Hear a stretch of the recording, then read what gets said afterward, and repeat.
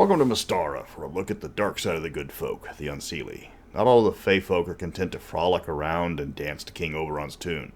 Some of them are twisted and evil, who revel in cruelty and believe themselves superior to the mortal races. These Fae walk a fine line because their depredations can draw the attention of the mortals, immortals, or even worse, Oberon himself. So what inspires a Fae to turn Unseelie? Can they return to the fold of the Seelie? What happens when they cross the line too far? I'm Mr. Welch. It's time to start the wild hunt. Despite the name Unseelie Court, the Dark Fae don't actually have much in the way of any formal leadership. There are Unseelie Archfae in the form of powerful creatures like Malty Noss or Jenny Greenteeth, but they're merely respected or feared for their abilities and legends by other Fae. The Unseelie Archfae have no desire to rule over the Unseelie, and the lesser Fae creatures wouldn't follow their orders anyways unless directly threatened. Instead, the Unseelie are comprised of individuals who turn to evil for a variety of reasons, from being slighted all the way to unbridled sadism that comes naturally. If Unseelie work together, it's only because of the increased mischief possible. Not all evil Fae are Unseelie. To be considered Unseelie, the Fae has to possess a desire to actively inflict physical harm on others. A Fae that causes harm from their powers naturally, but without malice like a Snow Queen, isn't normally considered Unseelie. A greedy leprechaun or a heartbreaking she act out of self-interest rather than sadism. A large number of the Unseelie believe that mortals are just beneath them, as the Fae are eternal rather than the brief lives of the lesser races. As such, they believe that they should be given the same reverence as the immortals, rather than just treated as another humanoid race. These are often the most dangerous. Unseelie still follow most of the traditions of their kind. If a pixie turns Unseelie, she will stay in the forest and harass travelers rather than seek them out in their homes. Many of these Unseelie can be appeased with great praise and appropriate gifts, but some Unseelie, especially redcaps, don't care about gifts and just want to kill people. The most dangerous Unseelie are those that use their Fae magic to hunt victims in the towns and cities. The natural ability to turn invisible gives them the freedom to stalk their prey without fear of retaliation. Numerous serial killers in the known world were Unseelie she, using this exact method of running up the body count. Unseelie, as you can expect, are a problem for mortal societies. It's not just the fact that you can't permanently kill them, as they just regenerate into a new body after all, but it's also that they can return years later to resume the killing. Capturing them does no good, as the Unseelie can voluntarily shed their current body and begin the process of regeneration back in the Good Kingdom. Magical imprisonment is possible, but difficult. One method that does work to keep away an Unseelie is public humiliation. The Fae thrive on their legend, and if a Fae is turned into a laughingstock in a particular area, their only hope to save their reputation is to relocate. If a Fae goes too far, crosses a line that is not meant to be crossed, or generally annoys the Seelie court, it will be dealt with. While mortal society has few options to stop an Unseelie, the Archfae of the Seelie court have no such restrictions. There are numerous punishments for an Unseelie who has decided to go on a child-killing rampage, souring moral relations with the She court. Oberon will almost always hand out the punishment, which can be anything from being polymorphed into a tree for hundreds of years, unmoving but fully aware, to being disembodied for centuries as a warning. He employs the Unseelie Archfae Malty Noss to literally hunt down the offender with her packs of Kin Anwen or the Black Hounds. When she catches her prey, the hounds tear it to shreds, and the creature remembers only the pain for the next few centuries before they are allowed to reform. Nobody knows why Oberon keeps her as a confidant, but the fear she exudes serves his purposes. A slain Unseelie will almost always come back again as Unseelie. But at least for those who kill an Unseelie, the memories of the past life will often be scrambled on regeneration, so the Unseelie will not immediately seek out those who defeated it. On a rare occasion, an Unseelie will come back well-adjusted and happy as can be, and the other Fae won't react at all. Wild and unexpected personality changes are just part of the Fae world, something that they are long adjusted to. In the same way, a Seelie can regenerate into an Unseelie, which is lamented because of the new bad attitude, but they're left to their own devices, as Unseelie are just as much a part of the Fae as the Seelie. If a group of Fae go too far and actually anger Oberon, he can use his Archfae powers to warp reality and inflict the worst possible curse, turning a Fae mortal.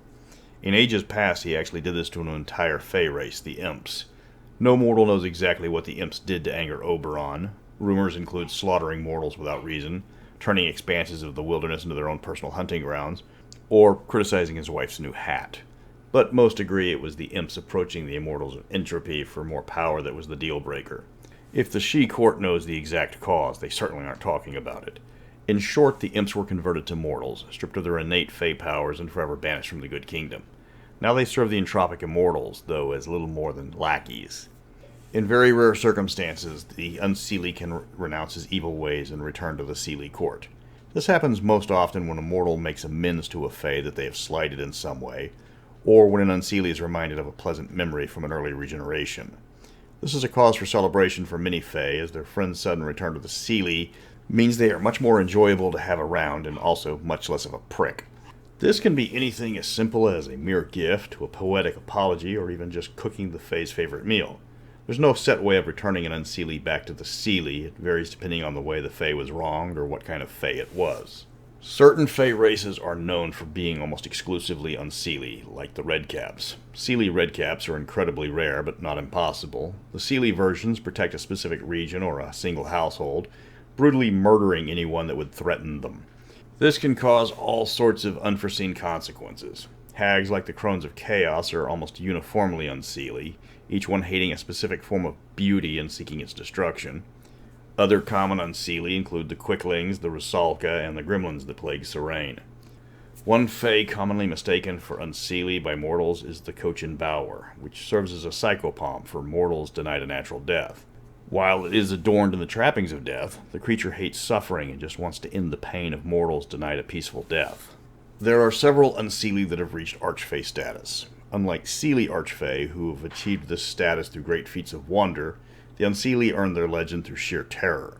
Murder alone won't earn an Unseelie terror. It has to be done in a unique way that sticks in the mind of the mortals. The method of the murder is worth more to the Archfey than the number of the murders.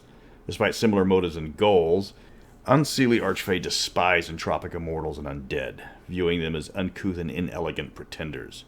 The Unseelie Archfey consider themselves artists and professionals. Slaughter is beneath them. There are numerous creatures of folklore that you can steal for your Unseelie Archfey. They're not monsters meant to be killed, but villains that are designed to be thwarted. All of the Archfey have some weakness built in, possessing a restriction that the characters are meant to exploit. Malty Noss is the master of the hunt, gleefully chasing down her prey with her hounds and her own impressive skills. However, she's given short leash on her hunts. If the prey can survive until dawn, the hunt is cancelled and the prey is forever safe from her predations. Malt can scream in rage, but she can no longer hunt her original target.